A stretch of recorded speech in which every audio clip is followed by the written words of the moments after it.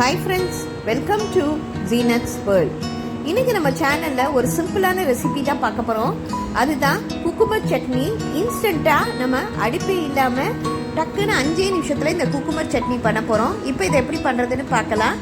நான் ஒரு பெரிய வெள்ளரிக்காய் எடுத்திருக்கேன். அதை ஓரத்தில் உள்ளதை கட் பண்ணி தூக்கி போட்டுருங்க. பீலரை வச்சு நம்ம ஃபுல்லா தோலை சீவிட போறோம். வெள்ளரிக்காய் உடம்புக்கு ரொம்ப நல்லது. பசங்களை கட் பண்ணி கொடுத்தா கூட சில நேரம் சாப்பிட மாட்டாங்க. இந்த மாதிரி டிஃப்ரெண்ட்டாக சட்னி பண்ணி கொடுங்க, கண்டிப்பாக அவங்களுக்குலாம் ரொம்ப பிடிக்கும். இப்போ நம்ம ஃபுல்லாக தோலை உரிச்சிடலாம். இப்போ நான் ஒரு கிரேட்டர் எடுத்துக்கோங்க. சின்ன ஹோல் உள்ளதை எடுத்து நம்ம இப்போ இந்த வெள்ளரிக்காவை நல்லா துருவிட போகிறோம்.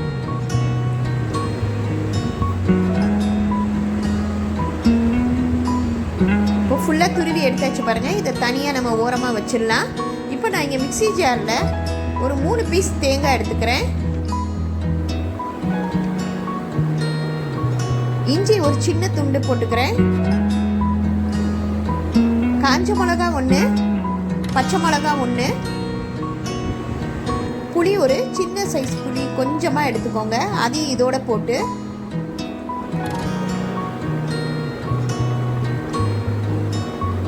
தண்ணி ஊற்றி நல்லா நைஸாக அரைச்சிட போகிறோம்.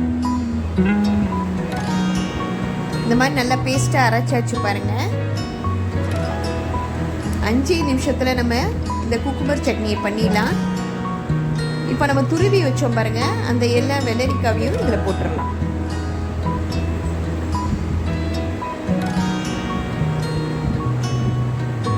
பிரியாணிக்கு கூட இந்த குக்கும்பர் சட்னி ரொம்ப டேஸ்ட்டாக இருக்கும், சூப்பராகவும் இருக்கும்.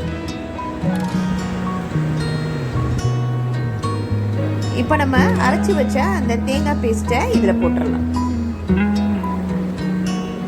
இஞ்சி நம்ம காஞ்ச மிளகாலாம் போட்டிருக்கனால ஒரு காரமாகவும் இருக்கும். அந்த வெள்ளரிக்காய் டேஸ்ட்டு அதோட எல்லாம் சேர்ந்து ரொம்ப சூப்பராக இருக்கும். ஃபைனலாக நம்ம உப்பு தேவையான அளவு போட்டுக்கலாம். இப்போ இதை நல்லா மிக்ஸ் பண்ணிடுங்க. சூப்பரான நம்மளோட இன்ஸ்டன்ட் குக்கும்பர் சட்னி ரெடி ஆயிடுச்சு பாருங்க. இது ரொம்ப ஈஸியான ரெசிபி. இன்னைக்கு இதை ட்ரை பண்ணி பாருங்க. லைக் பண்ணுங்க, ஷேர் பண்ணுங்க, ப்ளீஸ் சப்ஸ்கிரைப் பண்ணுங்க. உங்க கமெண்ட் எனக்கு அனுப்புங்க. தேங்க்யூ.